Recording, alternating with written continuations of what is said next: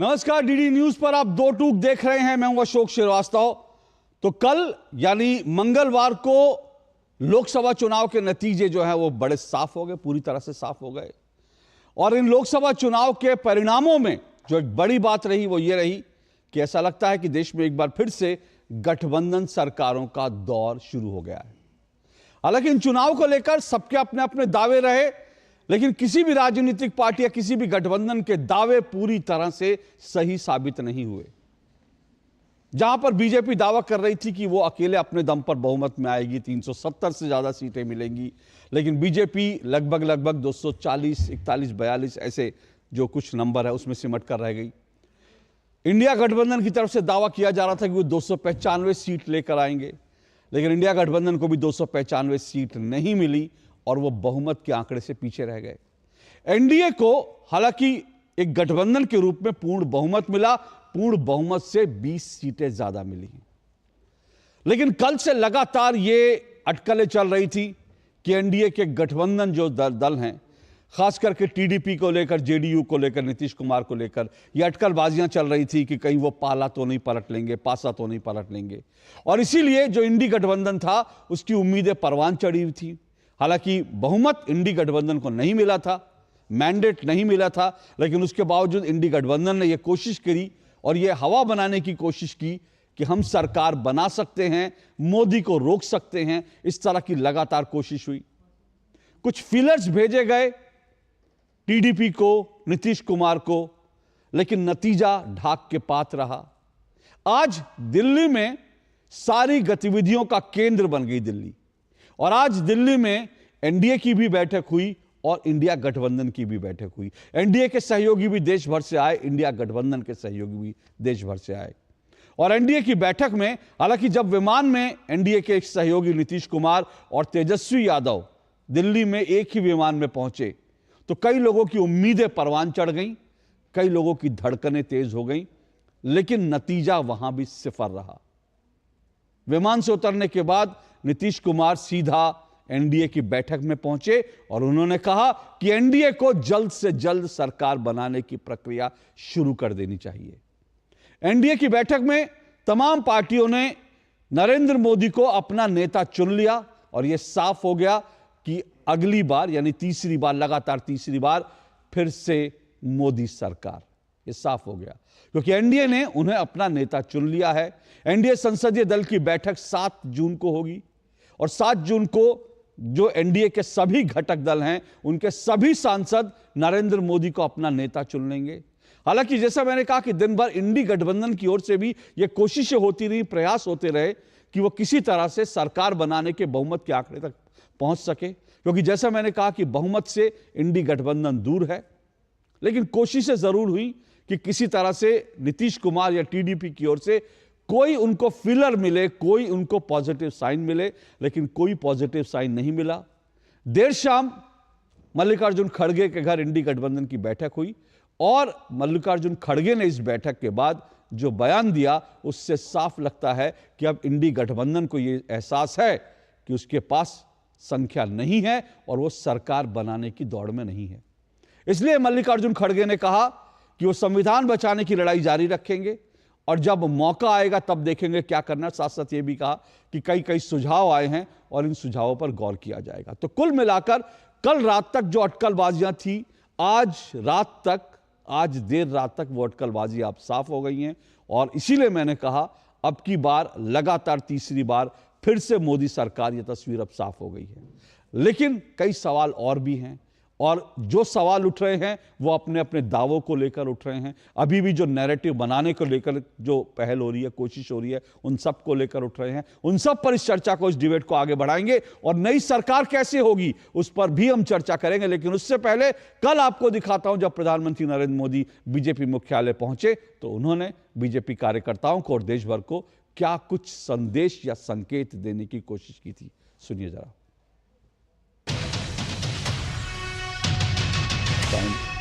Final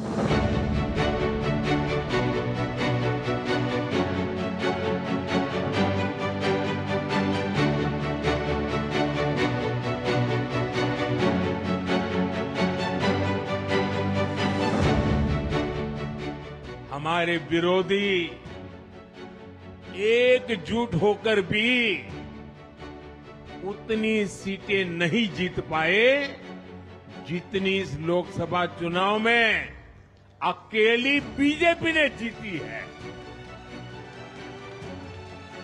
मैं देश के कोने कोने में उपस्थित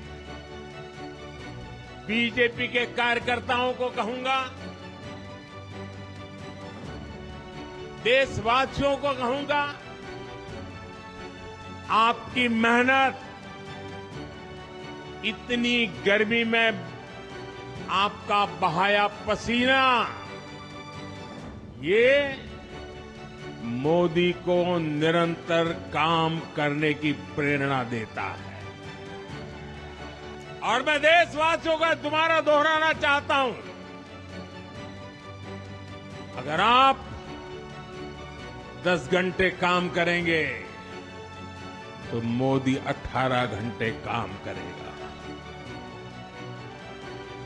आप 2 कदम चलेंगे तो मोदी 4 कदम चलेगा। हम भारतीय मिलकर चलेंगे, देश को आगे बढ़ाएंगे। तीसरे कार्यकाल में देश बड़े फैसलों का एक नया अध्याय लिखेगा।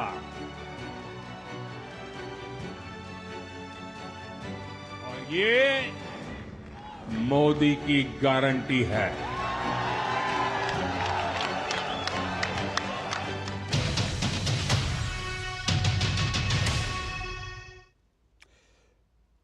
तो प्रधानमंत्री नरेंद्र मोदी ने कल देर रात ये संकेत दे दिए थे कि एनडीए की सरकार जो है बनने जा रही है और उसके लिए वो तैयार है। लेकिन जैसा मैंने कहा, इंडी गठबंधन ने भी काफी कोशिश की। आज दिन भर ऐसी कोशिशों का दौर चलता रहा और इसीलिए इंडी गठबंधन की तरफ से आज कई नेताओं ने ऐसे संकेत दिए कि हम सरकार बनाने की दौड़ में शामिल हैं। सुनिए क्या कुछ कहा था गठबंधन के नेताओं ने।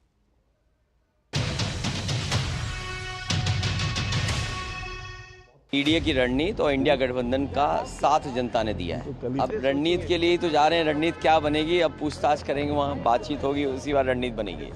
अब नीतीश कुमार जी और चंद्रा बाबू तो सबके हैं, वो तो सबके है ना। हमारे पास अभी भी 250 का आंकड़ा है हमारा खुद का।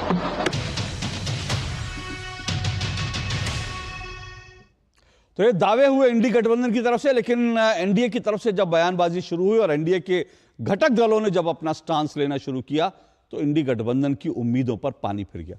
सुनिए जरा एनडीए के घटक दलों के जो नेता हैं उन्होंने क्या कुछ कहा।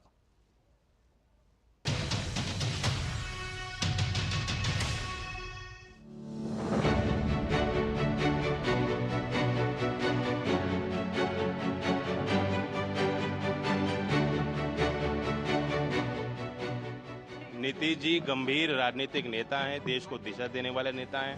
और नीतीश जी ने जब फैसला लिया इंडिया को छोड़ने का, उनके फैसले से ही प्रेरित होके लोकदल अगली पार्टी थी जिसने इंडिया को छोड़ के एनडीए का साथ आए हम। तो नीतीश जी से हम सीखने का हम उम्मीद करते हैं, मुझे और मौका मिलेगा, अवसर मिलेगा, साथ काम करेंगे एनडीए में। आज एनडीए में हम अपना सरकार का हमारा दावा है ही, और उस बैठक में हम लोग देश के एजेंडे को आगे ले जाएंगे। जदयू एकदम इस पक्ष में है कि भारत का तीसरी बार नरेंद्र भाई मोदी जी प्रधानमंत्री बनेंगे और हम लोग हिंदुस्तानी अवाम मोर्चा सेकुलर के लोग हैं, पहले से ही समर्थन दिए हुए हैं, आज भी करते हैं कि जहां नरेंद्र मोदी जी रहेंगे वहां हम लोग सब रहेंगे। हम लोग सब मिलकर के चाहते हैं कि भारत का तीसरी बार प्रधानमंत्री या नेतृत्व करें भारत का। और एनडीए गठबंधन एकजुट है, इस बात को आप लोग लिख लीजिए। अब वो दिन दूर नहीं जब मेरे प्रधानमंत्री नरेंद्र मोदी जी के नेतृत्व में एनडीए का हर एक घटक दल मजबूती से हम लोग सरकार बनाएंगे। शपथ लेने की तैयारी है और ये सरकार मजबूती से अगले 5 साल मेरे प्रधानमंत्री जी के नेतृत्व में चलेगी। नीतीश जी ने अपनी बात क्लियर कर दी है, चंद्रबाबू जी ने भी क्लियर कर दी है। अब हताश लोग बोलने दीजिए।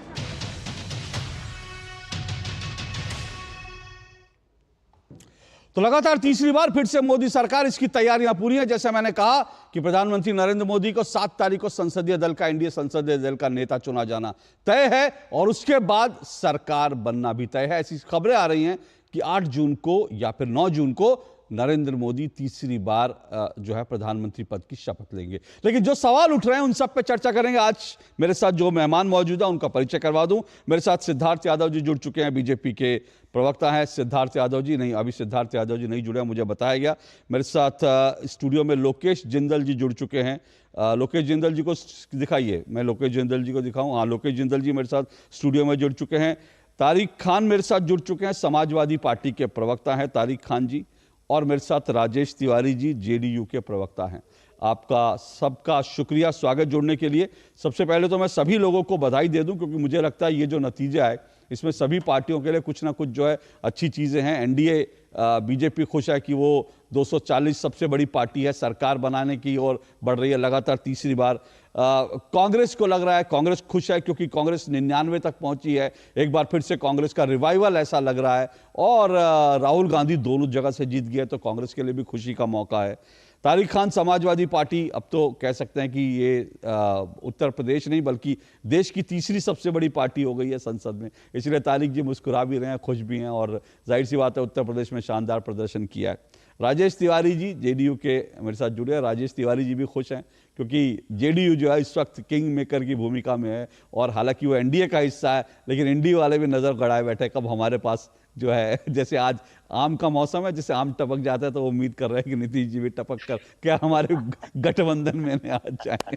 तो ये सारी चीज़ें चल रही है। लेकिन चलिए इस चर्चा को पहले आगे बढ़ाते हैं। तारिक खान जी, शुरुआत में आपसे ही करता हूँ भाई। तीसरी सबसे बड़ी पार्टी है समाजवादी पार्टी है, तो जीत तो आपको मिली है, बड़ी जीत मिली है। लेकिन और जैसा अखिलेश यादव कह रहे हैं कि नरेंद्र मोदी जी को हमने रोकने में कामयाबी पाली, ठीक है, रोकने में भी कामयाबी पाली।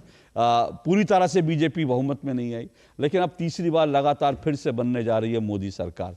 तो क्या कहेंगे आप इसको लेकर के? देखिए, पहली बात तो उत्तर प्रदेश की जो महान जनता है उसका शुक्रिया अदा करें। क्यों? क्योंकि किसी एग्जिट पोल ने हमको 15 से ऊपर नहीं बढ़ाया था, किसी एग्जिट पोल। हम पहुंच गए 37। अब इसकी जिम्मेदारी भाजपा में कौन लेगा? वैसे मैं जानता हूं कि कोई जिम्मेदारी नहीं लेगा, क्योंकि प्रत्याशी हारे, ना मोदी जी हारे, ना योगी जी हारे। चलिए ठीक है, बीजेपी का अपना मामला है, वो निर्णय लेंगे। अब जरा इतिहास के पन्ने पलटते हैं कि 2 तरीके की सरकार भारत में रही। एक तो पूर्णता बहुमत की, जैसे इंदिरा गांधी के टाइम में, नेहरू जी के टाइम में, और एक ये कि सबको मिला जुला के। मोरारजी देसाई कुछ दिन में चले गए क्योंकि मिला जुला के खिचड़ी थी, किसी एक बात पर सहमति नहीं बन पाई। उसके बाद चौधरी चरण सिंह आए, वो भी बहुत कम ही दिन गए, कांग्रेस ने समर्थन दिया, फिर वापस ले लिया। वीपी सिंह साहब की सरकार चली गई, आडवाणी साहब ने गिरा दिया क्योंकि उनको गिरफ्तार कर लिया गया था और वो कह रहे थे कि जो वो रथ यात्रा लेके चल रहे थे, ऐसी तमाम बात। और मंडल का विरोध भी कुछ था। कुछ बातों पर विरोध होने की वजह से सरकार गिर गई। चंद्रशेखर उदाहरण है, फिर देवगौड़ा उदाहरण है, वीपी सिंह उदाहरण है। उसके बाद बहुमत, और उसके बाद जो कोalition की गवर्नमेंट चली थी, जैसे वाजपेयी जी ने चलाई, फिर उसके बाद मनमोहन साहब ने चलाई, मगर मिश्रित उदाहरण है। एक उदाहरण कि किसी एक मुद्दे पर बात नहीं बन पाई और सरकार अल्पमत में आ गई विधानसभा के फ्लोर पर, और कुछ लोगों ने सरकार चलाई भी। अब मुचला फंसता है कि कौन सी ऐसी बात है जहां पर अल्पमत में आ जाएंगे। Chandrababu Naidu promise to give 4% reservation to Muslims. Narendra Modi साहब ने कहा जब तक जिंदा हूं तब तक मुसलमानों को धर्म के नाम पर आरक्षण नहीं दूंगा जब तक मोदी है। तो इसका मतलब यह है कि इनडायरेक्टली अब बीजेपी ने मुसलमानों को 4% का आरक्षण देने का समर्थन कर दिया है। इस बात पे क्या स्टैंड होगा? दूसरी बात, यूसीसी पे भी मसला फंसेगा, क्योंकि जो नीतीश हैं और चंद्रबाबू नायडू, इनके जो मूल वोटर्स हैं वो मुसलमान भी हैं। तो कैसे बात बनेगी? आगे चल के क्या लड़ाइयां होंगी? क्या जो बड़े फैसले नरेंद्र मोदी साहब ने कल भी कहा कि हम लेंगे, तो उनपे क्या ये लोग साथ आ पाएंगे? और जब नहीं आएंगे तो किसी एक विधेयक पे अगर सरकार अल्पमत में आ गई तो हम डिमांड कर लेंगे कि अब टेस्ट कराइए, सरकार बदलिए, क्योंकि अल्पमत में ये कभी भी आ सकते हैं। किसी एक विधेयक पर अगर वोटिंग हो गई और वोट उधर चले गए, गड़बड़ हो गया, तो सरकार अल्पमत में आ गई। वो तो ठीक है तारिक खान जी, ये ठीक है, ये तो डेमोक्रेसी है, डेमोक्रेसी में आपको भी पूरा अधिकार है। हाँ जी बोलिए। नहीं, मैं ये कह रहा हूं ना कि जैसे इससे पहले की जो सरकार थी उस पे नरेंद्र मोदी साहब अपने सारे फैसले ले सकते थे क्योंकि मैंडेट 303 का था। ठीक है। और 1/3 से ज्यादा भाग भी नहीं सकते थे, दल बदलू कानून लग जाता, सांसद ही चली जाती, सांसद भाग भी नहीं सकते, अब बाउंड हो गए। अब मैं कह रहा हूं कि परिस्थितियां बहुत, हम ये नहीं कह रहे कि कल सरकार गिर जाए, हम ये भी कह रहे हैं बनाए, लेकिन जो ये मतभेद है, क्या बीजेपी के प्रवक्ता जब आएंगे और कहेंगे कि हमने 4% मुसलमानों को रिजर्वेशन देने का समर्थन कर दिया और जो कर्नाटक में फैसला लिया था उसके लिए माफी मांगते हैं और हम मुसलमानों के हिमायती हैं, और जो हमने हिंदुओं से भारत के प्रॉमिस किया था कि हम ये लड़ाई लड़ेंगे, मुझे 240 सीट दे दो, वो लड़ाई लड़ लिया आपने। ये सत्ता के लिए किसी हद तक गिरने के लिए तैयार है नरेंद्र मोदी साहब, सत्ता पाने के लिए किसी हद तक। दूसरी बात, जब जातिगत जनगणना की मांग करेंगे, नहीं तो एक बात बताइए ना, नहीं एक बात बताइए ना तारिक जी, एक बात बताइए। आप कह रहे हैं कि वो सत्ता पाने के लिए, सवाल यह है कि जनता का मैंडेट तो उन्हीं के पक्ष में है ना, जनता का मैंडेट आपके पक्ष। मेरी बात सुनिए ना, ये ठीक है आप सबसे बड़ी पार्टी बने हैं, अच्छी बात है, ये आप उत्तर प्रदेश में बहुत बड़ी पार्टी बने, लेकिन अगर देश का मैंडेट देखेंगे वो तो नरेंद्र मोदी और एनडीए के पक्ष में है ना, तो वो एनडीए का आपस का मामला हो सकता है, वो बैठे डिसाइड करें क्या पॉलिसी लेंगे, क्या नहीं मेरी पूरी बात सुनिए, वो क्या पॉलिसी बनाएंगे, किन टर्म्स कंडीशन पे आगे जाएंगे, किन टर्म्स कंडीशन को भी होल्ड पे डाल देंगे, वो तो गठबंधन सरकारों में हर जगह होता है। मेरा सवाल ये है कि आप लोगों ने भी तो आज दिन भर, कल रात से लेकर दिन भर कोशिश कर ली ना, तो आप लोग सरकार तो नहीं बना पाए, अब आप लोग इस भरोसे बैठे हैं कि वही फिर कह रहा हूं टपका आम, कि जब टपक जाए तब आप लपक लो, तो वो तो ठीक है, वो तो आपकी किस्मत से, बिल्ली के भाग्य से छीका फूट जाएगा तो अच्छी बात है, लेकिन अभी आज की सिचुएशन में तो वो नहीं होने जा रहा जो आप लोग सोच के बैठे थे, तो ये तो आप लोग एक्सेप्ट करेंगे ना। स्वीकार है, आपकी बात सही है। देखिए जो फैक्ट्स होते हैं उनको तुरंत मान लेना चाहिए। अभी अगर चंद्रबाबू नायडू और नीतीश जी दोनों लोगों ने स्टैंड अपने क्लियर करते हैं, ठीक है, उनकी बात है, लेकिन मैं कह रहा हूं आगे अभी, क्योंकि देखिए ये अकेले बीजेपी की अल्पमत की सरकार है, उदाहरण भी मैंने सारे दे दिए, अभी बहुत कुछ होना बाकी है, क्योंकि जिस तरीके का नरेंद्र मोदी का स्टाइल है वो अपनी डिक्टेटरशिप के हिसाब से सरकार चलाते हैं, वो इंक्लूसिवनेस नहीं है जो अटल जी में थी, वो इंक्लूसिवनेस नहीं है जो मनमोहन ने 10 साल तक दिखाई, सबको बटोर के रखा। ठीक है, ये जो बात, ये जो बात आप कह रहे हैं ठीक बात है कि मतलब नरेंद्र मोदी ने अब तक जो है गठबंधन, ये लोग कहते हैं, लेकिन सवाल है कि गठबंधन की सरकार किसने चलाई, कब चलाई, वो एक अलग विषय। इस बीच मेरे साथ सिद्धार्थ यादव भी जुड़ चुके हैं, भाजपा के प्रवक्ता। मैं सिद्धार्थ जी से भी जवाब लूंगा जो तमाम आपने सवाल उठाए, लेकिन आपको सिर्फ एक नरेंद्र मोदी, प्रधानमंत्री नरेंद्र मोदी की एक छोटी सी बाइट सुना देता हूं, क्योंकि वो मेरे ही इंटरव्यू का हिस्सा है और गठबंधन सरकारों को लेकर मैंने उनसे पूछा था कि गठबंधन सरकारों, मुझे नहीं पता था कि चुनाव नतीजे कब आने वाले हैं और चुनाव में क्या परिणाम होंगे और क्या गठबंधन सरकार का दौर एक बार फिर से होगा, क्या बीजेपी या नरेंद्र मोदी एक बार गठबंधन की सरकार पूरी तरह से उनकी बनेगी। हालांकि गठबंधन की सरकार पूरा पहले भी थी, बीजेपी उसको एनडीए की सरकार कहती रहती थी, यह भी बात नहीं भूलनी चाहिए। और एक बात और मैं यहां पर कहूंगा, यह भी नहीं भूलना चाहिए, प्रधानमंत्री नरेंद्र मोदी ने एक खास बात यह भी रखी, बीजेपी अकेले अपने दम पे सत्ता में थी, लेकिन उसके बावजूद उसने अपने सहयोगियों को साथ में रखा, जो छोड़ के गए, ऐसा भी नहीं कि सब लोग साथ रहे, कई पार्टियां छोड़ के भी गई। लेकिन जब मैंने गठबंधन सरकार को लेकर पूछा तो नरेंद्र मोदी जी ने क्या कहा था इंटरव्यू में मेरे साथ, जरा उसको सुन लेते हैं, छोटा सा गठबंधन सरकारों को लेकर उनका क्या मत है, फिर मैं इस डिबेट को आगे बढ़ाऊंगा।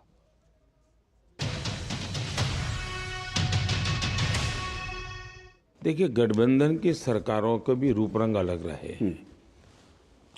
अटल जी की भी सरकार की तो गठबंधन वाली थी, लेकिन उसमें एक डिसिप्लिन थी, साथी दलों के लिए रिस्पॉन्सिबिलिटी थी, जो मुख्य पार्टी थी भाजपा उसकी भी रिस्पॉन्सिबिलिटी थी, और एक कॉम्प्रिहेंसिव, एक इंटरकनेक्टेड ऐसी अच्छे से सरकार चलती थी। मनमोहन सिंह जी की भी सरकार थी, गठबंधन की थी, लेकिन उसमें एक तो एक सुपर सीएम थे जो रिमोट कंट्रोल से सरकार चलाते थे, दूसरा हर मिनिस्ट्री अपने आप को स्वतंत्र सरकार मानती थी, हर मिनिस्टर अपने आप को प्रधानमंत्री मानता था। तो ये जो 10 साल बाद में गए, अटल जी का भी गठबंधन का था, लेकिन वो कैरेक्टर एक डिसिप्लिन कैरेक्टर वाला गठबंधन था।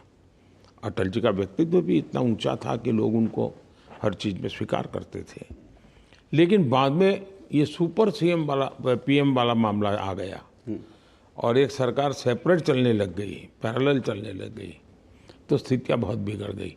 फिर कोई किसी को पूछने वाला नहीं था। उसके कारण उसी की बीमारी आज भी आई है। अभी देखिए इनका इंडी गठबंधन के अंदर चर्चा क्या है कि भाई 5 साल 5 प्रधानमंत्री, 5 साल 5 प्रधानमंत्री, एक्चुअली वो ये प्रयोग अलग से हो चुका है, बोले बिना। हर डिपार्टमेंट अगर वो साथी दल का था तो वो अपने आप को एक सरकार मानता था। अच्छा, वो किसी को पूछता नहीं था। तो एक प्रकार से बिखरी हुई व्यवस्था थी। अभी भी ये उसी दिशा में जाना चाहते हैं। तो प्रधानमंत्री नरेंद्र मोदी ने कहा एक अटल जी की भी गठबंधन की सरकार थी, एक मनमोहन सिंह की गठबंधन की सरकार थी। अटल जी की जो सरकार थी वो एक डिसिप्लिन से चलती थी, उसमें जो है हर व्यक्ति अपनी जिम्मेदारी समझता था, उसी हिसाब से बढ़ता था। जबकि मनमोहन सिंह के गठबंधन की जो सरकार थी उसमें एक सुपर पीएम थे, इशारा सोनिया गांधी की तरफ था, और सभी जो मंत्री थे वो अपने अपने हिसाब से अपना अपना महकमे को अपनी तरह से अपनी सरकार समझ के चलाते थे। तो ये उन्होंने बात कही थी। मैं तिवारी जी आपके पास आ रहा हूं, राजेश तिवारी जी, पहला तो सवाल मेरा आपसे ये है कि लोग बार बार ये सवाल उठा रहे हैं कि नीतीश जी जो हैं वो रिलायबल नहीं है। अभी भी देखिए जो है तारिक खान जी जो है, अभी तो हालांकि आज बयान दे दिया गया नीतीश जी की तरफ से, लेकिन तारिक जी और इंडी गठबंधन की उम्मीदें अभी भी चढ़ी हुई हैं कि कब जो है उनके भाग्य से चीका फूट जाए। तो ये बार बार नीतीश जी को लेकर इस तरह की जो भावना बन रही है, क्या ये सरकार की स्थिरता पर एक प्रश्न चिन्ह बड़ा है? एक बात। दूसरी बात, ये जो बात चल रही है, जो मैंने प्रधानमंत्री नरेंद्र मोदी को सुनवाया, क्या आपको लगता है कि अटल जी की तरह ये सरकार भी, अगर गठबंधन की जो सरकार बन रही है वो भी क्या डिसिप्लिन में चल पाएगी, वैसा डिसिप्लिन रह पाएगा जैसा अटल जी के समय था? क्योंकि विपक्षियों का आरोप है कि प्रधानमंत्री नरेंद्र मोदी को गठबंधन की सरकार चलाने का अनुभव नहीं है। देखिए अशोक जी, सबसे बड़ी बात है कि माननीय मुख्यमंत्री नीतीश कुमार एक 1990 में ये बीपी सिंह जी के सरकार में केंद्रीय मंत्री बने, और हम लोग का जो गठबंधन है भाजपा से वो 97 से कंटिन्यू है। बीच में अगर जो इधर जो 2013 के बाद जो है 2 बार जो हुआ स्थिति वो सबको मालूम है कि किस कारण से क्या हुआ। नीतीश जी के बारे में, उनका छवि के बारे में, उनका व्यवहार के बारे में हर कोई जानता है। 2000 में भी वाजपेयी जी के गवर्नमेंट में वो मंत्रिमंडल में थे और मुख्य भूमिका में रहे हैं। हमेशा उनका जो भी स्थिति रहा वो स्टैंड क्लियर रहा है। आज का जो परिस्थिति है वो परिस्थिति में हम लोग ऑलरेडी जो है यहाँ बिहार में सरकार चला रहे हैं बीजेपी के साथ, और जो समाजवादी पार्टी के जो दोस्त बोल रहे थे ये जिस इशू को उठा रहे थे वो इशू हम लोग के इससे पहले जो हम लोग बीजेपी के साथ रहे हैं वो उसको सपोर्ट किए हैं और हमेशा जो रहे हैं। बीजेपी हमारा जो है नेचुरल अलायंस है और उसके साथ है। जहां तक ये बात गठबंधन की बात है तो गठबंधन निश्चित रूप से माननीय मुख्यमंत्री जी ने कहा है, और आप देखे होंगे कि रिजल्ट आने के एक दिन पहले माननीय प्रधानमंत्री जी से, गृह मंत्री जी से मिले, व्यक्तिगत रूप से हर स्थिति पर वो चर्चा किए। तो जदयू का स्टैंड और माननीय नेता का स्टैंड पूरा क्लियर है। रह गई बात है कि ये लोग जो बोल रहे हैं, विपक्ष के लोग जो बोल रहे हैं, तो अपना ये नहीं इनका स्टैंड है। ये दिखा रहे हैं कि हाँ चंद्रबाबू नायडू का क्या स्टैंड रहा है, चंद्रबाबू नायडू भी जो है एनडीए के पार्ट रहे हुए हैं, लेकिन ये नहीं बता रहे हैं कि ये जो हिंदू राष्ट्र का जो कल्पना करते हैं उद्धव ठाकरे, जो शिवसेना का जो मूल है, उस पर इनका क्या कहना है।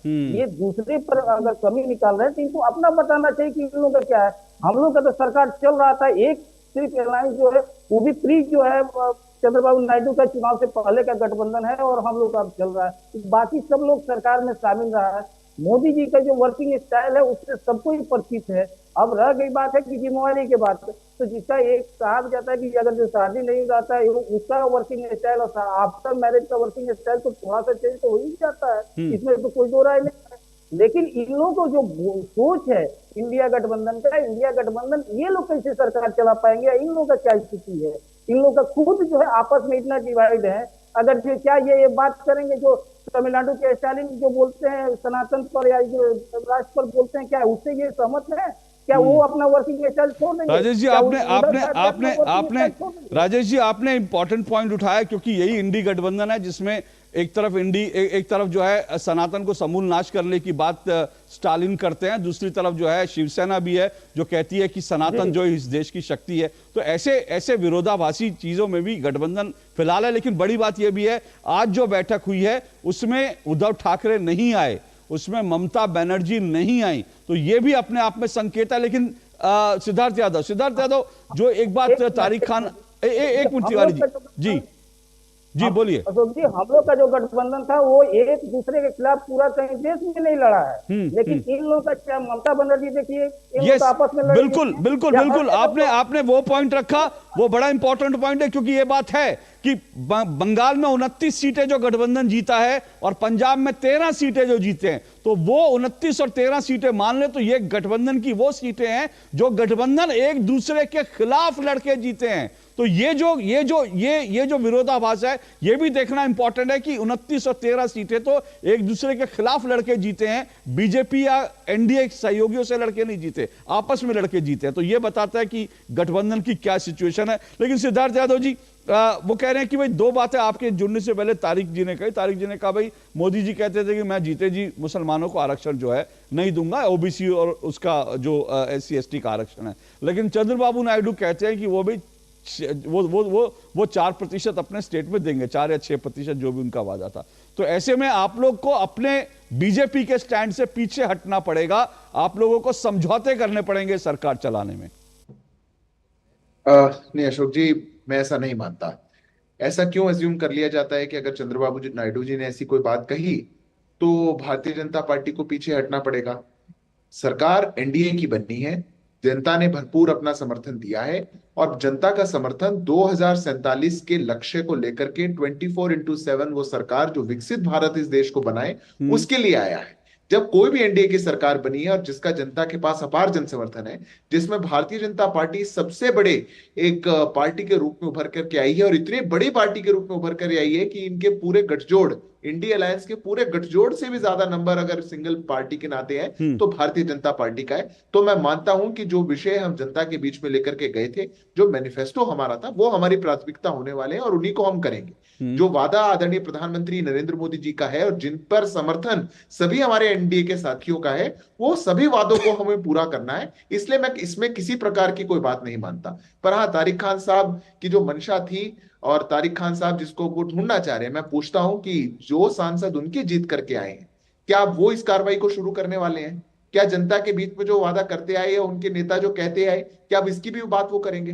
पर चलिए, जनता ने आपको मौका नहीं दिया, आपको इसीलिए नहीं दिया शायद। इसलिए मैं मानता नहीं अशोक जी कि इस प्रकार की कोई बात या इस प्रकार का कोई विरोधाभास हमारे एनडीए अलायंस में होने जा रहा है। हमको जनता का जो मैंडेट मिला है, दिन दुगना चार चौगुना जनता के लिए काम करके और अपने वादों को पूरा करके इस भारत को एक विश्व बंधु और एक विकसित भारत की ओर हमको लेकर के जाना है, उसी लक्ष्य के साथ हम काम करें। लेकिन अभी जो खबरें आ रही हैं वो लगातार कि सहयोगी दल जो है वो दबाव बना रहे हैं, मैं इस पर भी आऊंगा। लेकिन उससे पहले लोकेश जिंदल जी, ये जो बार बार कही जा रही है कि ये जो मैंडेट है ये नरेंद्र मोदी के पक्ष में नहीं है, राहुल गांधी को नेता बना दिया, आप लोग राहुल गांधी को प्रोजेक्ट कर रहे हैं। ठीक है, राहुल गांधी कांग्रेस अपनी 99 सीटों पे जीती है, कांग्रेस को मैं शुरू में ही शुभकामनाएं दे चुका हूं, अच्छी बात है, आप लोग कम से कम एक बेहतर विपक्ष के रूप में अब जो है दिखते हैं। लेकिन ये मैंडेट तो फिर आप लोगों के पक्ष में भी नहीं बने। अगर आप टीडीपी और जेडीयू को मिला लेंगे तब भी जो है इंडी गठबंधन जो है वो 38 सीटें उसकी कम है, तब भी वो गठबंधन जो है बहुमत नहीं मिलता। और 295 जो वादा किया गया था, जो दावे किए गए थे, उससे तो बहुत पीछे रह गए आप लोग। नमस्कार अशोक जी, देखिए अगर मैं बात करता हूं भाजपा को 240 सीटें जो मिली तो ये स्पष्ट दिखता है कि 300 सीटें उनको नहीं मिली है, या फिर अगर हम स्थिति देखते हैं तो वह दल जो भाजपा की विचारधारा से सहमत नहीं है उनको बहुमत मिला है। भले ही वो आपस में बटे हुए हैं, लेकिन ये बाकी सभी दल वही हैं जो भाजपा की विचारधारा से सहमत नहीं है। और एनडीए के अंदर भी अगर मैं बात करता हूं जेडीयू की और टीडीपी की, ये दो ऐसी पार्टीज हैं जो भाजपा की विचारधारा से सहमत नहीं है। तो अगर जिसे आप कह रहे हैं कि ये भाजपा की जीत है, मैं तो कहता हूं ये भाजपा की विचारधारा की बहुत करारी हार है। क्योंकि एक ऐसा पक्ष आया है जिसकी संख्या बहुत ज्यादा है भाजपा से, और अब इसको भाजपा को फेस करना पड़ेगा संसद में। रही बात कांग्रेस की, कांग्रेस इस विचारधारा जिसने भाजपा की विचारधारा का ऑपोजिशन किया है, इसका नेतृत्व बखूबी किया है। कांग्रेस एक ऐसी पॉलिटिकल पार्टी उभर कर आई है जो एक ऑल्टरनेट आइडियोलॉजी लेकर भाजपा की तानाशाही का विरोध करते हुए एक नेतृत्व प्रदान करते हुए उभर कर आई है। और हम देखेंगे थोड़े समय बाद जब इन सभी पॉलिटिकल पार्टी में वापस एक सामंजस्य बनेगा तो इसका नेतृत्व कांग्रेस प्रदान करेगी। तो जिसको वो ठीक है, लेकिन अभी आपने विचारधारा की बात की। सवाल ये है कांग्रेस की और कांग्रेस की जो सहयोगी पार्टियां हैं, फिर जो राजेश तिवारी जी ने कहा, अगर मैं उसी पे आ जाऊं तो वो तो आइडियोलॉजिकल तो आप लोगों का बेस एक है ही नहीं। एक तरफ वो एक तरफ डीएमके है जो सनातन के समूल नाश की बात करती है, और जब ये सवाल उठता है तो आप लोग कहते नहीं ये उनका मामला, हम इससे सहमत नहीं है। दूसरी तरफ शिवसेना है जो हिंदू राष्ट्र की बात करती है, आप लोग उस पर भी कहते हो कि नहीं इससे हम सहमत नहीं है। तो एक तरफ टीएमसी है जो आपकी बैठकों में आती नहीं, राहुल गांधी को नेता मानती नहीं। तो इस तरह से आप लोग कौन सा एक वैचारिक प्लैंक तो आपका है ही नहीं जो आप कह रहे हैं कि हम लोगों को जीत मिली है। देखिए, मैं अगर कांग्रेस की विचारधारा की बात करता हूं, ये विचारधारा बुनियाद है कंसेंसस, जिसे महात्मा गांधी जी ने कहा था कि हमें आवश्यक नहीं है हम राइट जाएं लेफ्ट जाएं, सबको एक साथ लेकर चले, मिले सुर मेरा तुम्हारा तो सुर बने हमारा। इसी का आधार धर्म पर है, समाज पर है। इसी का आधार जो है हर क्षेत्र में कांग्रेस मानती है कि वार्तालाप से, एक दूसरे बातचीत से हर जगह पर एक सहमति बन सकती है। लेकिन हम पिछला जो पूरा कार्यकाल देखते हैं भाजपा का, ना संसद के सेशन होते थे, ठीक, प्रेसिडेंशियल ऑर्डिनेंस होता था, संविधान के विरुद्ध जो है अगर फार्म लॉज लेकर आने तो फार्मर्स को कंसिडर भी नहीं किया और उसको लागू कर दिया। तो इस तरह की जो एक तानाशाही, अभी प्रधानमंत्री जी ने एक शब्द का उपयोग किया, अनुशासन में शासक का एक बहुत महत्वपूर्ण रोल हो जाता है। लेकिन जब हम बात करते हैं कोएलिशन की, कोएलिशन में अनुशासन से कहीं ज्यादा महत्वपूर्ण हो जाता है आपसी बैठक, आपसी बातचीत, वार्तालाप और कंसेंसस। ठीक है। तो गठबंधन के अंदर इस तरह की राजनीतिक नीति बहुत महत्वपूर्ण है, और इसमें ढलने के लिए भाजपा को वैचारिक तौर पर और कार्यप्रणाली के तौर पर अपने आप को बहुत अधिक मायने में बदलना पड़ेगा। ठीक है, ये मैं सिद्धार्थ जी से पूछूंगा, लेकिन जब आपने कंसेंसस की बात की ना, तो फिर मेरे मन में सवाल उठता है कि कंसेंसस किस तरह का? कंसेंसस तो जो दिखता है फिलहाल, जो किसी भी गठबंधन में होता है, वो कंसेंसस सत्ता के लिए होता है, मुझे लगता है। क्योंकि आप जो है डीएमके और शिवसेना, इनके बीच कोई कंसेंसस जो है सनातन को समूल नाश करना और हिंदू राष्ट्र, इनके बीच कोई कंसेंसस, आइडियोलॉजिकल कंसेंसस नहीं हो सकता। वो सत्ता का कंसेंसस तो हो सकता है, लेकिन सवाल फिर यही है कि क्या ऐसा कंसेंसस जो एनडीए है उसमें कोई ऐसा कंसेंसस बन पाएगा क्या आइडियोलॉजिकल? क्योंकि अगर एक आइडियोलॉजिकल कंसेंसस होगा तो शायद मुझे लगता है गठबंधन जो है वो ज्यादा मजबूत हो। अगर सिर्फ सत्ता का कंसेंसस रहेगा तो फिर वो पार्टियां कहीं जा सकती हैं, जहां सत्ता दिखेगी वहां जा सकती हैं। मैं आऊंगा इस पर, लेकिन एक छोटा सा ब्रेक लेना, ब्रेक के बाद इस डिबेट को, इस चर्चा को आगे बढ़ाऊंगा। देखते रहिए दो टूक। लाल रंग इसका अपार, तीखा कम है फिर भी स्वाद, बेमिसाल MDH Kashmiri, MDH Kashmiri. MDH। अरे क्या हो गया, पूरा का पूरा गांव यहाँ आ गया। भैया इसी हाथ से चारा खिलाते हो, तभी तो आपके गाय भैंसों की ब्याज सबसे ज्यादा है। पगले, ये चमत्कार इस हाथ का नहीं, हाथ में जो कपिला पशु आहार है उसका है, जो पशुओं की सेहत अच्छी रखता है और ब्याज भी बढ़ाता है। कपिला, देश का नंबर 1 पशु आहार। हमारा डेजर्ट आ गया पर हमारी चैंपियन नहीं आई अब तक। बिल भरने के पहले तो आएगी ना। सो गर्ल्स, क्या हो रहा है? बिल हो रहा है। चल अपना कार्ड दे। पिन दे। RBI कहता है अपना पिन, OTP, CVV या इंटरनेट बैंकिंग पासवर्ड किसी को ना दे। ऑनलाइन बैंकिंग सिर्फ अपने ही कंप्यूटर, मोबाइल और सिक्योर नेटवर्क से करें। हाँ, ये खाने की चैंपियनशिप थी क्या? RBI कहता है जानकार बनिए, सतर्क रहिए। तेरी होने वाली मदर इन लॉ कुछ ज्यादा ही ट्रेडिशनल है। ट्रेडिशनल लोग ज्यादा इमोशनल होते हैं। तो भाई साहब अब कोई किसी की लाइफ में आग नहीं लगा पाएगा। समर कूल, जो हर दिल करे कबूल। डॉक्टर ऑर्थो ऑयल के रेगुलर मसाज से जॉइंट हेल्थी रहते हैं। और अगर प्रॉब्लम बहुत पुरानी है तो डॉक्टर ऑर्थो कैप्सूल्स साथ लेना ना भूलें। अब दर्द भी घुटने टेकेगा। नया फोन? बिल्कुल मेरे जैसा। तेरा ही फोन है। टीम बस में भूल आया था तू। क्रिकेट के बाद का प्लान ऐसे मत भूल जाना भाई। क्रिकेट के बाद का प्लान मतलब पाजी? मतलब रिटायरमेंट का प्लान। इस जनरेशन ने तो उस बारे में सोचा भी नहीं होगा। नहीं भाई पहले मैच से ही सोचा है, इसलिए तो वो कर रखा है। वो मतलब क्या? वही जो सब लोग सही है करते रहते हैं। म्यूचुअल फंड्स में SIP। म्यूचुअल फंड्स में SIP। अगर ऐसे भूल भी जाओ ना तो भी रिटायरमेंट का प्लान बैकग्राउंड में चलते रहना चाहिए ताकि आगे की लाइफ सेट रहे। सही है। म्यूचुअल फंड निवेश बाजार जोखिमों के अधीन है। योजना से जुड़े सभी दस्तावेजों को ध्यान से पढ़ें। जिन्होंने यूज किया है वो जानते हैं असली हींग का स्वाद। MDH सुपर हींग, शुद्धता का असली तड़का। MDH। Curiosity can take you to some out of the world places. Curious about this place? Scan this QR code before I take it off with my Seat tires. Seat, crafted for the curious.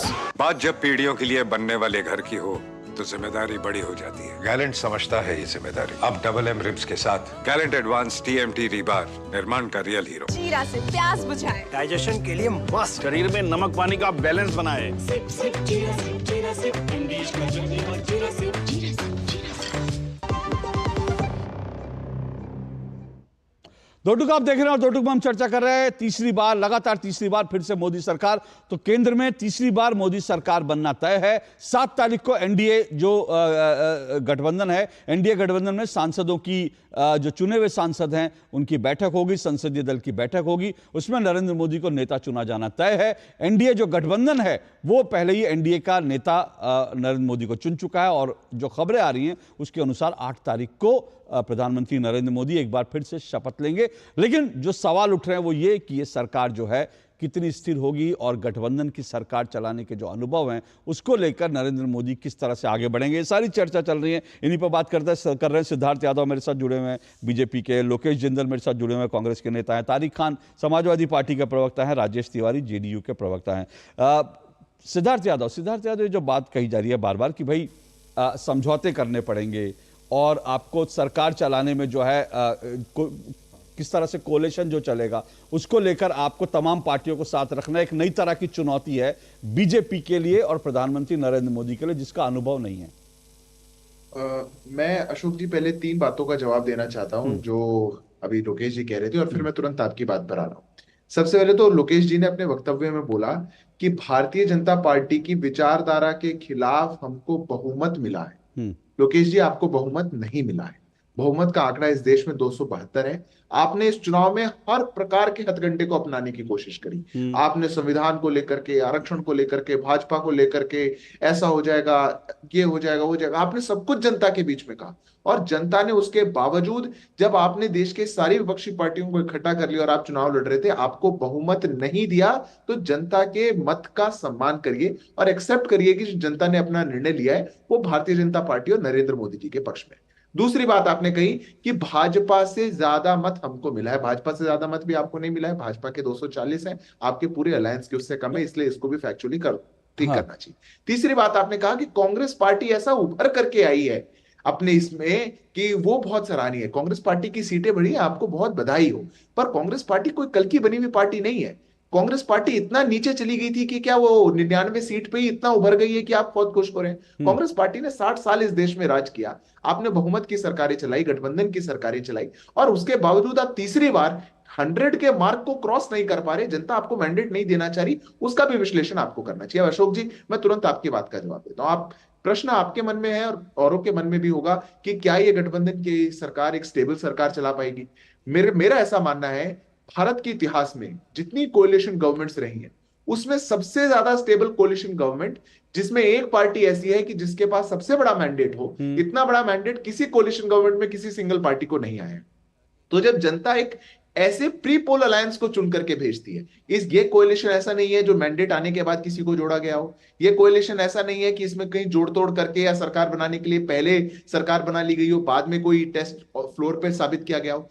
जनता के सामने दो विकल्प गए थे।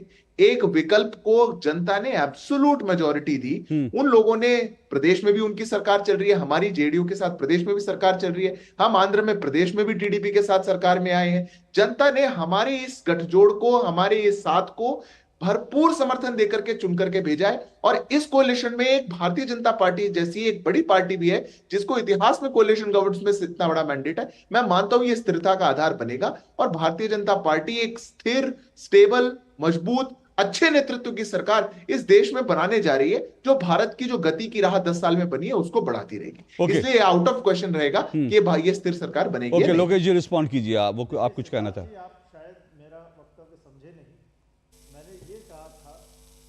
कि भाजपा को केवल 240 सीटें मिली है और 300 सीटें जो मिली है वो ऐसी पार्टियों को मिली है जो भाजपा की विचारधारा से सहमत नहीं है।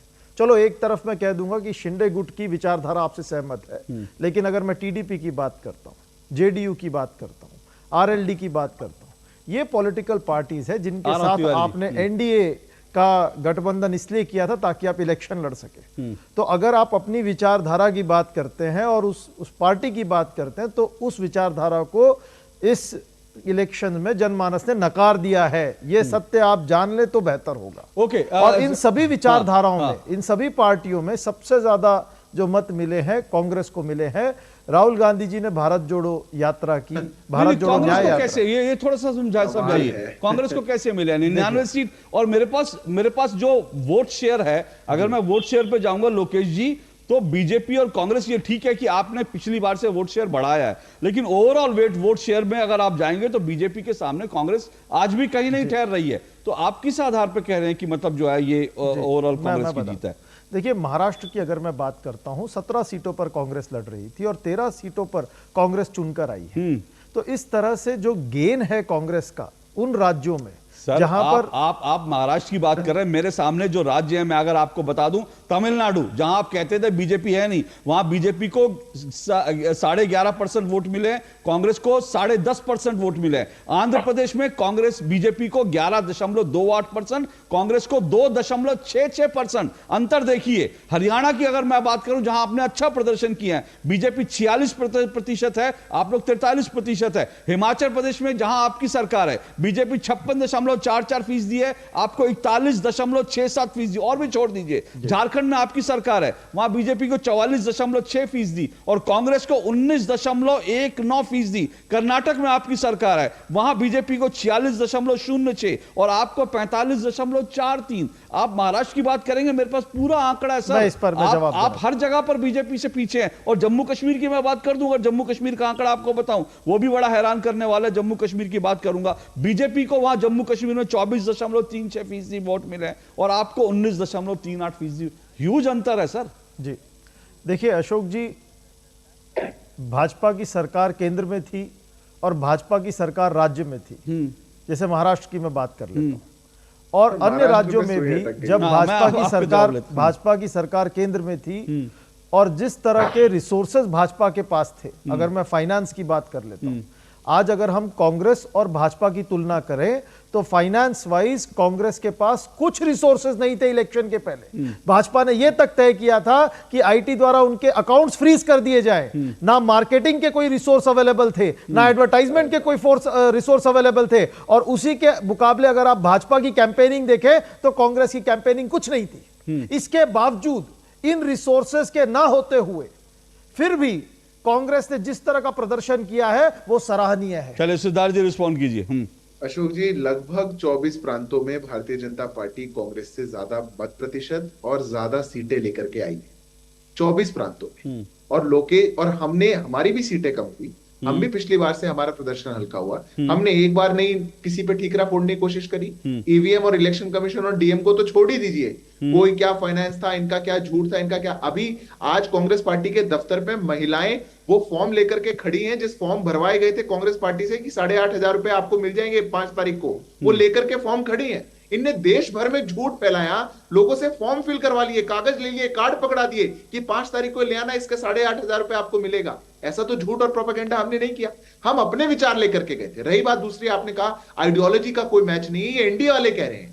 जहां पर आइडियोलॉजी का नाम निशान नहीं हो सकता, वो हमारे को कह रहे हैं। मैं इस बात को बिल्कुल मानता हूं अशोक जी, कोई भी 2 दल होंगे, उनके बीच में आइडियोलॉजी की 100% मैच करना यह असंभव काम है। पर भारतीय जनता पार्टी ने 2019 में भी जो एनडीए की सरकार बनी थी, ऐसे ऐसे काम किए जिसके लिए 2/3 मेजोरिटी की आवश्यकता थी, और वो दल जो हमारे गठबंधन में नहीं थे वो भी हमारे साथ है। हमने धारा 370 हमारी आइडियोलॉजी है, सबको साथ लेकर के पास करवाए। ट्रिपल तलाक हमारी आइडियोलॉजी है, सबको साथ लेकर के हमने पास करवाए। इस देश के लिए गरीब, शोषित, वंचित, पिछड़े के लिए न्याय करना ये हमारी आइडियोलॉजी है। हम सबको साथ लेते हैं और पास करवाते हैं, और इसके लिए एनडीए की सरकार ये भी हमको साथ लेकर के चलेगी। पर एक तरफ सनातन को गाली देने वाले और एक तरफ सनातन को आगे बढ़ाने की बात करने वाले अयोध्या की सीट क्यों ये कभी साथ बैठ सकते हैं क्या? नहीं तो अगर आप सनातन का हवाला दिया है, आप फैजाबाद की सीट क्यों हारे? अयोध्या की जनता ने क्या आपको क्यों नकार दिया? क्या अयोध्या की जनता भगवान राम को नहीं मानती? अरे घर वापसी करवानी थी लोकेश जी किसी की, कोई बात नहीं, उनकी घर वापसी करवाई है, चुन के आए हैं वहां से, राम मंदिर में जा पाएंगे इसी बहाने।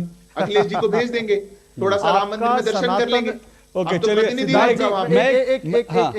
मैं छोटा सा ब्रेक ले लूं, उसके बाद आप सवाल पूछिए। एक मैसेज दिया है जनता ने आपको कि आप जो सनातन का हवाला देते हैं, जिस तरह से आप धर्म का राजनीतिक उपयोग करते हैं, उसे जनता ने नकारा है। नहीं, बिल्कुल नहीं है लोकेश जी, ये जनता विश्लेषण करेगी उन्होंने ऐसा क्यों कहा। 500 सालों की यात्रा पूरी हुई और राजनीति ठीक है।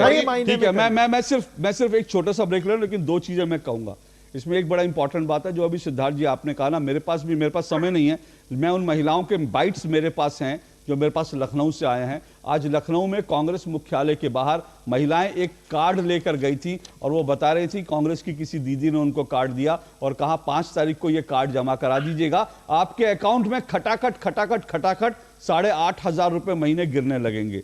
कर्नाटक में भी ऐसा ही हुआ, कांग्रेस मुख्यालय के बाहर महिलाएं अपने कार्ड लेकर जा रही हैं, लेकिन राहुल गांधी ने जो उनसे वादा किया था खटाखट 8,500 रुपए गिरने का, वो नहीं पूरा हो रहा। जो ऐसी महिलाएं जा रही हैं उनको भी मेरा सुझाव है कि वो जो कांग्रेस पार्टी ने कुछ कार्ड दिए थे उसके भरोसे मत रहिए, क्योंकि वैसे भी सरकार भी नहीं बनी और ऐसा भी नहीं कि कांग्रेस पार्टी के दफ्तर में कार्ड जमा कराकर आपको पैसे मिल जाएंगे, तो वो चीज जरूर है। और भी मैं दूसरे मुद्दों पर भी आऊंगा जो यहां पर उठे, राजेश तिवारी जी भी रिस्पॉन्ड करना चाह रहे हैं और मैं समाजवादी पार्टी के पास भी आऊंगा, तारिक खान के पास, क्योंकि लेकर कुल मिलाकर जो डिबेट है वो यही चल रही है कि ये जो सरकार है वो अब मोदी जी की सरकार बनना तय है, लेकिन विपक्ष अब भी कह रहा है कि सरकार स्थिर नहीं रहेगी, इसलिए विपक्ष इस भरोसे है कि कभी ये सरकार गिरेगी और उसको एक बार फिर मौका मिलेगा। लेकिन नरेंद्र मोदी, अमित शाह की जोड़ी और एनडीए गठबंधन क्या ऐसा मौका देंगे? ये एक बड़ा सवाल, आऊंगा इस पर, लेकिन इस छोटे से ब्रेक के बाद। पाव भाजी को फेवरेट बनाता है एमडीएच पाव भाजी मसाला। एमडीएच पाव भाजी मसाला। एमडीएच बनाए पाव भाजी लाजवाब। Do you feel conscious while smiling? Say goodbye to your worries because an orthodontist can help you feel confident. Be it a child, a teenager, or even a working professional, braces and aligners can help you get that stunning smile. Consult your nearest orthodontist. To learn more, visit the Indian Orthodontic Society's website, bracesspecialists.com. Curiosity can take you to some out of the world places. Curious about this place? Scan this QR code before I take it off with my Seat tires. Seat, crafted for the curious. Hi mom, फिर से shopping? बाबूजी, आपने इसे बिगाड़ के रखा। Limit में करो तो कुछ बुरा नहीं होता है। बिना लिमिट शॉपिंग करेगी आपके कार्ड पे ऐड ऑन जो है। मैंने तो कार्ड पे लिमिट सेट कर दिया। अच्छा, इसके फायदे ये हैं कि रिस्क कम हो जाता है और अगर फ्रॉड भी हुआ तो तुरंत बैंक को बोल दीजिए, नुकसान कम। दादू, नेक्स्ट टाइम ये pink dress. You are the limit. Limit तो सेट है। आरबीआई कहता है जानकार बनिए, सतर्क रहिए। बढ़िया है, प्राकृतिक हल्दी, मिर्ची, धनिया। नहीं, मिर्ची, धनिया, हल्दी, MDH। सर, आप बहुत लकी हैं कि आपके बेटे ने हेल्थ इंश्योरेंस और बाकी सारी फॉर्मेलिटीज टाइम से पूरी कर दी है। मेरा बेटा? तो फिर आप? पॉलिसी बाजार। क्लेम के टाइम पे हमेशा आपकी हेल्प को तैयार। पॉलिसी बाजार, 1 करोड़ का हेल्थ इंश्योरेंस सिर्फ 390 रुपए महीने से शुरू। बात जब पीढ़ियों के लिए बनने वाले घर की हो तो जिम्मेदारी बड़ी हो जाती है। गैलेंट समझता है ये जिम्मेदारी। अब डबल एम रिब्स के साथ गैलेंट एडवांस TMT रीबार, निर्माण का रियल हीरो। घुटना, कंधा या कमर, चाहे जैसा हो दर्द, डॉक्टर ऑर्थो आपको देता है दर्द से पूरी आजादी। ये कोई टेम्पररी पेन किलर नहीं, आयुर्वेदिक औषधि है। नया फोन? बिल्कुल मेरे जैसा। तेरा ही फोन है। टीम बस में भूल आया था तू। क्रिकेट के बाद का प्लान ऐसे मत भूल जाना भाई। क्रिकेट के बाद का प्लान मतलब पाजी? मतलब रिटायरमेंट का प्लान। इस जनरेशन ने तो उस बारे में सोचा भी नहीं होगा। नहीं भाई पहले मैच से ही सोचा है, इसलिए तो वो कर रखा है। वो मतलब क्या? वही जो सब लोग सही है करते रहते हैं। म्यूचुअल फंड्स में SIP। म्यूचुअल फंड्स में SIP। अगर ऐसे भूल भी जाओ ना तो भी रिटायरमेंट का प्लान बैकग्राउंड में चलते रहना चाहिए ताकि आगे की लाइफ सेट रहे। सही है। म्यूचुअल फंड निवेश बाजार जोखिमों के अधीन है। योजना से जुड़े सभी दस्तावेजों को ध्यान से पढ़ें। अब तक टेस्टी राजमा बनाना नहीं आया। बिना MDH राजमा मसाला के टेस्टी राजमा कैसे बनेगा? MDH राजमा मसाला। क्या स्वादिष्ट राजमा बनाए। MDH।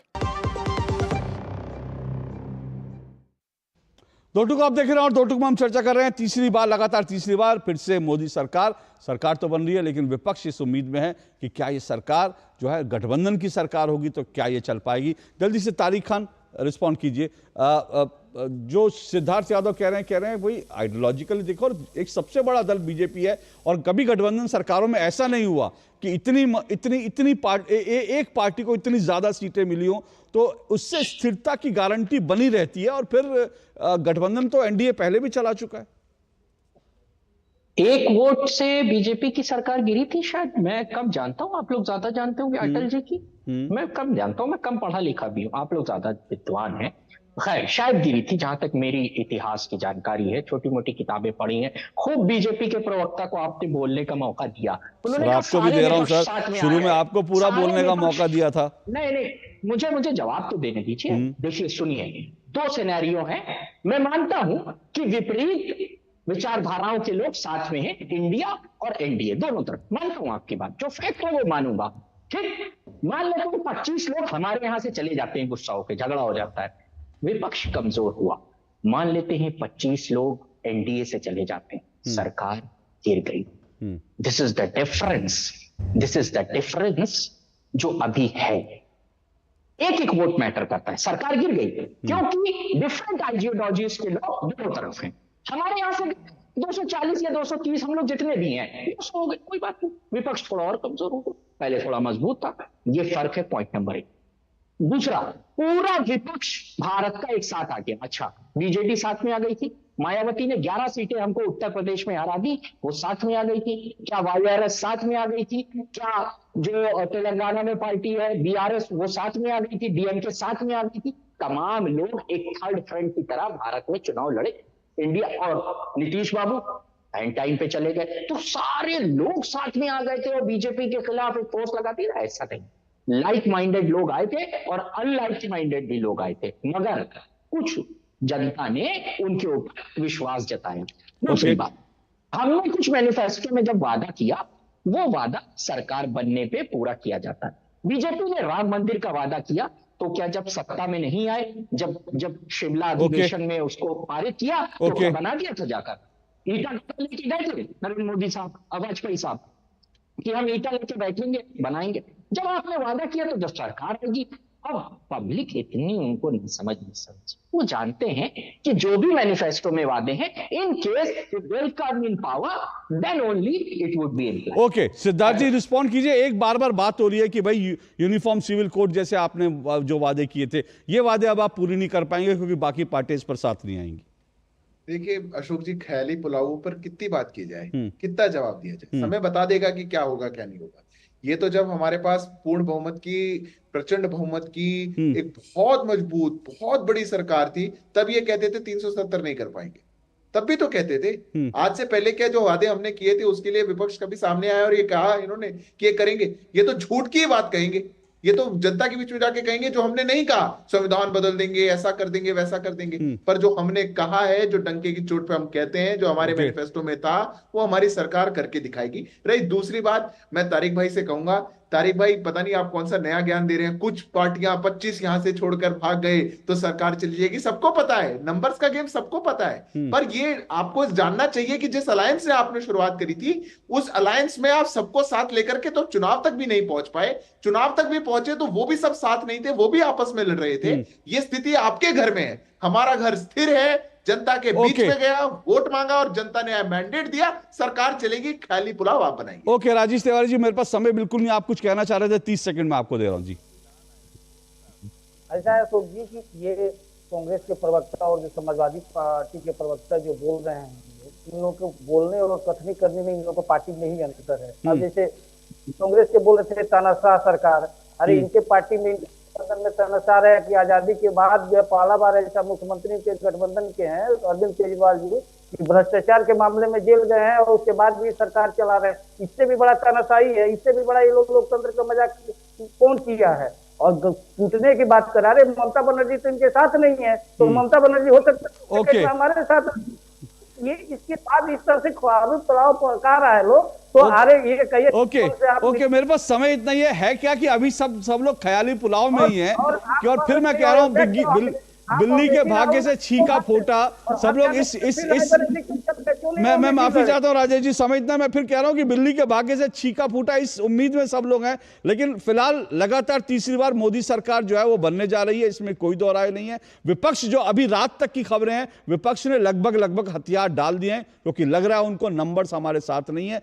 गठबंधन सरकार की जो चुनौतियां होती हैं, वो सारी चुनौतियां जो है बीजेपी के सामने होंगी, और इन चुनौतियों को बीजेपी कैसे पार करती है, ये एक बड़ा सवाल है जिसका जवाब हमें आने वाले समय में मिलेगा। लेकिन आज इतना ही। बहुत बहुत शुक्रिया मेरे सभी मेहमानों का 2 टूक में शामिल होने के लिए। आपसे कल मुलाकात होगी, इजाजत दीजिए, नमस्कार।